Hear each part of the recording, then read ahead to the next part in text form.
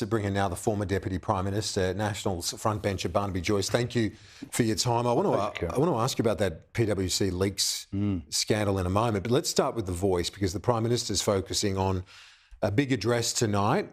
He's still expressing optimism that The Voice is going to succeed. He says that's because Australians have a healthy scepticism of doomsayers, a scepticism kept in good health by memories of all the predictions offered by the Chicken Littles of the past. Obviously he's referring to the likes of yourself in terms of arguing the issues with The Voice as a doomsayer. What do you say? Well, a referendum would succeed if he hadn't overreached, if he'd asked the appropriate question in regards recognition of Indigenous people. But it's this massive overreach. Now, the pejoratives are starting to slip from the Prime Minister's narrative because he's getting a sense of anger. He's getting a sense that he's in a corner, but it's a corner he put himself into. The issue is not that we recognise that Aboriginal people, as they call themselves in my area, have been here for tens of thousands of years. It's this sort of vagueness of the voice for which they will not tell us the details. They insist that that'll happen after the referendum, that will have in a constitution, so we can't remove it, a race-based clause. A race-based clause which means that that you won't get a vote, or maybe do, I don't know. You won't get a vote, I won't get a vote, based on race. And we find this anathema. But with he's talking about the detail. Isn't the fundamental detail that the Parliament has authority? So it comes down to The Voice doesn't have a veto over anything. I agree with that. It doesn't. But the way they deal with it, this is can't fund programs. This is where it gets so slippery, though. This is where it's slippery. Of course, The Voice does not have a veto. I agree with that. But what it does have... So Parliament's in control. No, what it does have the capacity to say, in the process of consultation, and this is why it's in the Constitution, so it can be interpreted by the High Court. In the process of consultation, Kieran, you didn't give me all the facts. You erred in a certain area, put too much relevance on a certain area and didn't put enough relevance in another area. Therefore, Kieran, Parliament of Australia, Kieran, your decision, I'm not going to veto it, but it wasn't constitutional. Therefore, it gets kicked out, as if it was never written.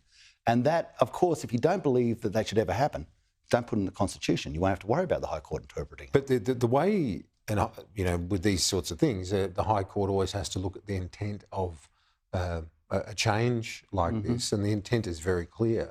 Well, the Parliament has the authority. Well, that's also... Judiciability of the High Court is also a many and varied thing, and we can see it with immigration cases where people who were born overseas of Aboriginal descent come back to Australia, commit a crime, can't be deported back overseas because the High Court, not the Parliament, the High Court determined that issue. And the TO case, in the live cattle dispute, we are seeing all the time that the High Court has the remit of interpretation of what the Parliament does.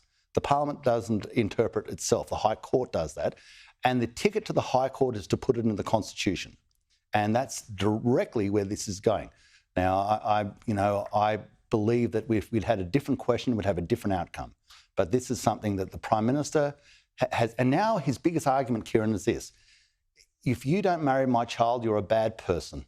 His argument now is one of not giving us details, but delivering us guilt and trying to get other people to impugn us with a sense of guilt. And people don't like that. People do not like that approach at all. Sure. He doesn't have to try too hard to get others to support him right now. You've got the AFL, the NRL, the Rugby Australia, all the sporting codes are on board. Yep. You've got BHP, Business Council, sounds very much Law like Society. They're all on board. Sounds very much like the Republican debate, doesn't it? People do not like being told what to do. And I wish I had said it, but I didn't say this. Someone else came up with it. Very clever.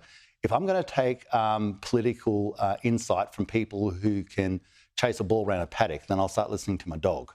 This is not what the Australian Rugby Union should really concentrate on doing is winning games. That's a big issue for them. NRL, AFL, the same. Concentrate on winning the games. I don't preach to Hawthorn or to the Wallabies or to to a range of other football teams on Thursday afternoon about how they should play. I don't turn up to the Raiders training session and say, look, I'm Barnaby from politics, and now I'm going to tell you how I want you to play this game, or go down to Kalen Ponga at the Knights and say, look, Kalen, before you run out, mate, better talk to me. I'm going to tell you how to play. I'll go, watch me, Kalen, watch me. You laugh because it's so damn ridiculous. But